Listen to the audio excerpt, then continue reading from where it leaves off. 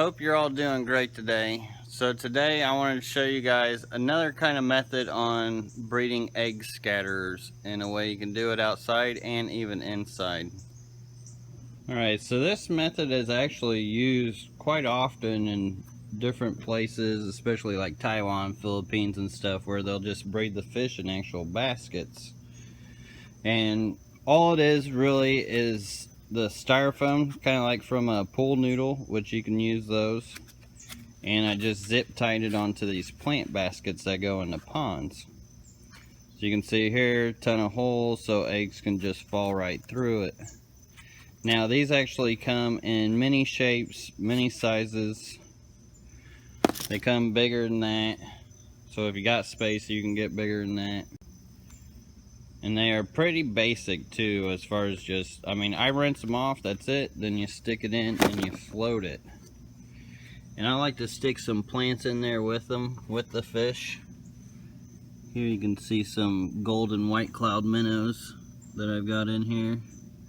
And what's nice is you could put like the males in here, females in here, and you can condition them for like a week or so, or even a few days even helps.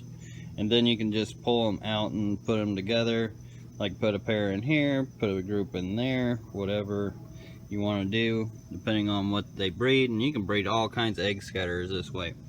Actually, I want to get this into more of a soft water system so I can do tetras like this as well, which I'll eventually hook a hose up to this where I can take that strainer off, just drop the water level. Bunch of CPDs in there right now. There you can see them. But then I'll have a hose where I can just run it out to here and start filling this up with soft water. And eventually, I'll just have to top it off time to time. And then of course the rainwater's neutral, which is soft. And should be able to breed some tetras in there, which would be cool. Or some rasbora types. And as far as like getting the fish out of here and stuff, I got a pair in here. I've actually got I think a trio in here and a trio in here. But you can just lift it up just like that and bam, your fish are caught. Makes it real easy. And you can take, like, say you don't have plants, that's Hygrophila augustifolia. Say if you don't have plants, like this bush right here would be really good to take like a trimming off. Just take that out, put it in there.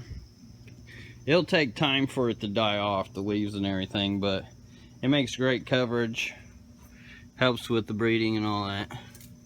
We've got some longfin bluefin, or longfin danios in here. See if we can see them. Here's one of them. The other one might have jumped out. Should be two in there. Those little guys are jumpers. Had one in here that already jumped. Yeah, he must have already jumped again. But if they're jumping like that, you could always put something over the top of it as well. Like say maybe just a piece of black canvas or just a lid of something. Yeah, see, he's in the main water now. A pair of them are. See if we can get them on camera. Yeah, there they are. They made their freedom. Well, like I said, you can make little tops for it too. These guys have been good as far as staying in. So now I still have a bunch of Cali rum rainbow fish in here. And then I got most of the babies out from in here. There was some red Wapanga rubivitatas in there, which are the red Wapanga laser rainbow fish. I found a male in there, but I don't know if there's another female in there. It makes me wonder because they were breeding. Which is not really good to breed side by side like this with rainbow fish because of jumping and chance of cross-contamination or making a hybrid. So the red Wapanga laser still needs to come out. And I'll probably just have this rainbow fish, one right here for rainbow fish. And maybe tetras in there or something if I get the water going. I've got the water level real low on here because I've got to reseal it. I've been having a leak problem here and trying to figure out what's still leaking. And then I've got the big pond. I've got all the fish out of here pretty much. So this is one big wonderland of corkscrew valve that can be for breeding something. I'm not sure what I'm going to put in here yet. There's a ton of orange shrimp in there, though. There's actually some in this net. I'm giving it another day in case another fish pops up. I pulled out a bunch of dwarf neons from in here. A couple ornates. And here's another basket method you could use. I've actually got some fungal meds in here. But that's why the water's all bubbly. But I've got some orange hatchet danios in here, a big group of them. This is actually a bicycle rack that you would hang on front of a bicycle. There you can see them. Some of them. Is there only one? Did they get out? I don't think they could get out of here. No. Let's see.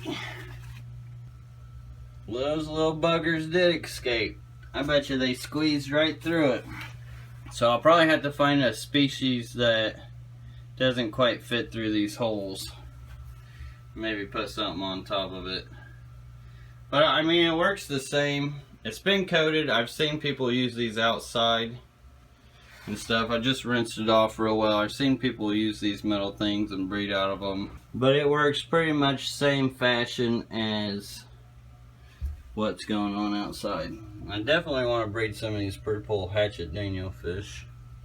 Another cool thing about moving these fish today was the fact that most of them were species only tanks. So hopefully they may have left some eggs behind, which would be great. If not, oh well. But still, it's when you move fish around like that, it gives you that chance for extra eggs and whatnot when you play musical fish with these tanks.